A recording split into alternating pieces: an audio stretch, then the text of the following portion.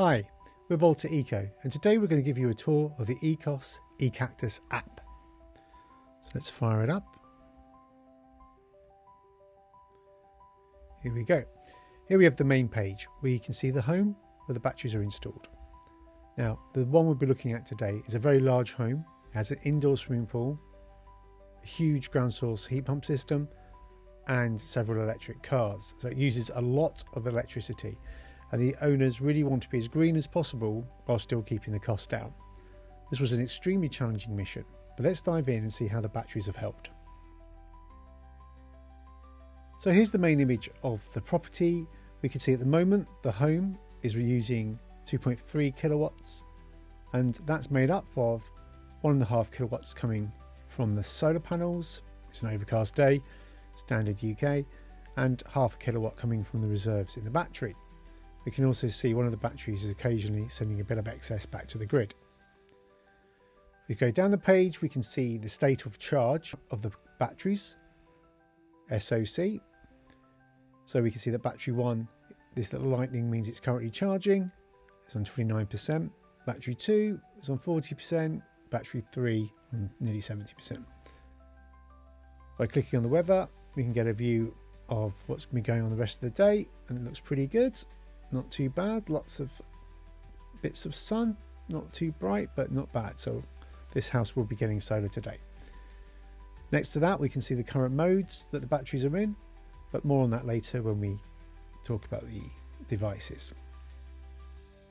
And then down here, we can get an overview of how much of the energy has come from where today.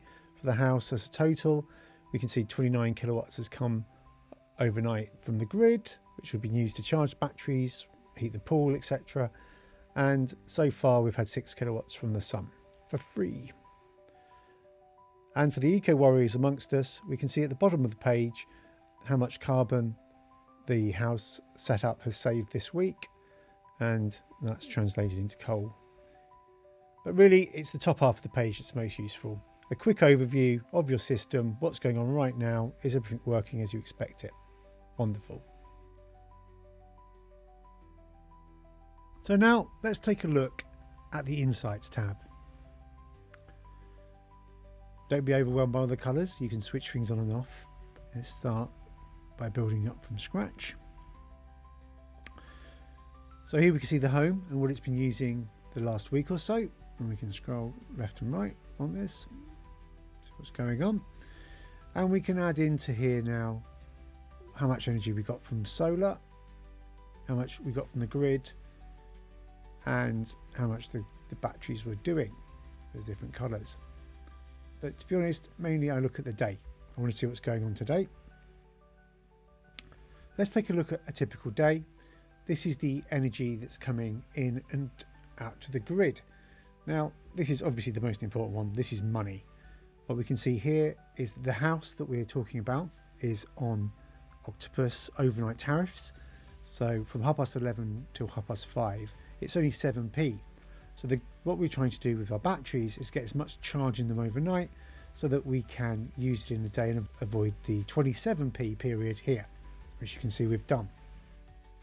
So let's build this day up. Let's add some more colours in. So what was the home doing? We can see it was pretty consistently using energy all day long. But here the sun came out. So what did this do to our battery use? We can see overnight the batteries charged up with the 7p, and we can see they discharged through the breakfast period when peak 27p kicked back in. But the sun came out and they charged back up from the sun, and again carried the house through most of the evening until later on when the 11:30 off-peak period started again. So we successfully avoided being on peak energy that day. One handy feature we've got here is we can see the state of charge for the batteries. So we can see through the day, actually charge built up in the sun to on average 75%, started draining again, drained again a bit overnight, then started charging in the charge period, then drained through the peak period, charged up in the sun, so we can see what the batteries were doing.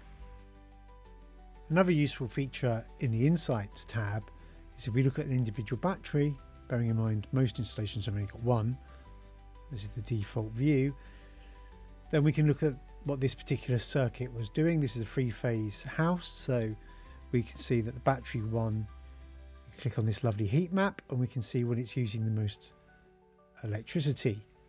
Not surprisingly, peaking around the evening period on different days of the week when the sun's just gone in and the house is cooking, etc. But what's really quite cool here is you can set an alert. So we can see that the max that this ever gets to is around 30 kilowatt discharge in an hour, which is obviously a full drain. So we can say, right, whenever it's over 25 kilowatts, bearing in mind the average is only around 21, please send us an email. Brilliant. And there we go. We've set an alert up. So when that battery is really draining too much, we'll get a handy little warning. Now we've had a good look at the insights. Let's look at where we actually control the batteries and change their settings. Go down here to where it says device. And here we can see an overview of the batteries again, their state of charge and what they're currently up to. Let's just take a look at one individual. So we can see what the battery is currently doing. It's taking some energy from the sun and it's also using some of its reserves and powering the house with 1.8 kilowatts. Down here we can limit the power. It's a 100 amp fuse property, so we've just set that slightly below, as you can see here.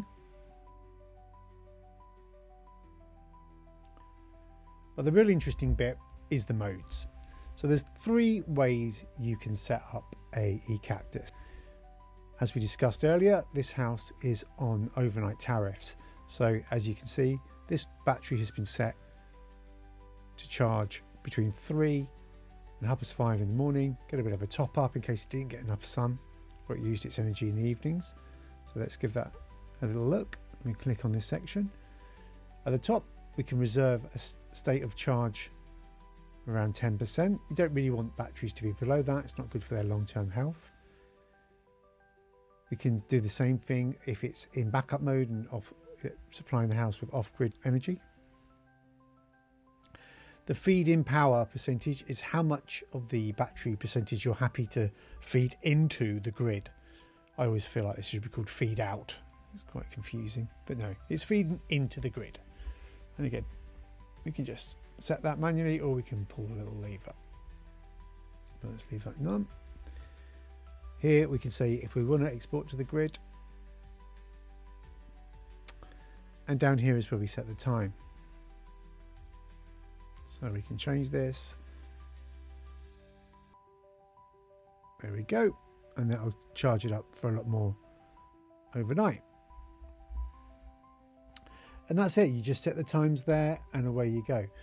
One clever feature that will be coming soon, so check it if you're watching this in a few months' time, is you can select your region. Let's pretend we're in the Netherlands. And we get a forecast of today's energy prices from the grid. Now the useful thing there is if you want to be on a market tracking tariff, which is available from some suppliers, you can click this little feature and AI will work out when to charge and when to discharge to maximize your savings. Now, when the battery is not in the charging period, it automatically goes into its default mode, which is self-powered. The standard setting for a battery, it'll be charging from the sun, discharging when the sun's gone in, and it's pretty self-explanatory what's going on here. And the final mode is backup.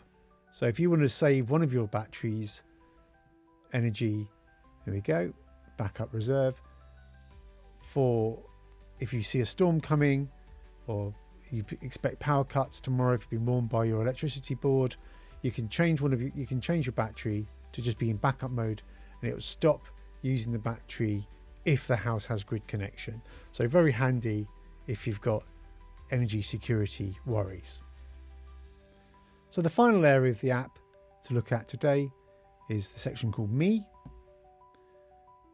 Here we can just see our usual settings we have with apps. We can see the house.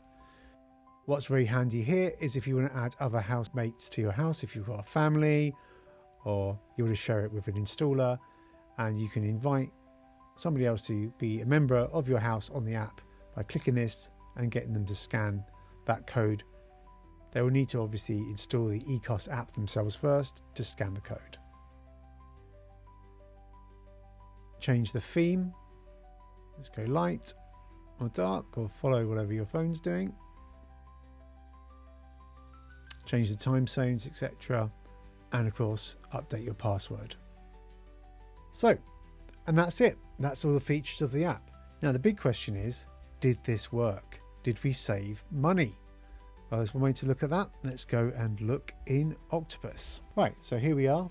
And what I'm looking at here is the same week that we've been looking at in our demo today, but for 2024, the year before this house had Volta eco batteries installed.